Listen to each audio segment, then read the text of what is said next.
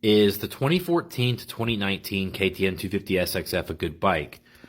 Well, that's not the same bike. So the KTM, I think the first generation you're talking about, the 14, that I think that's 13 to 15 would be that generation.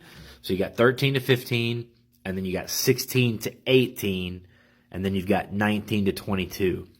I was not a fan of the 13 to 15 generation.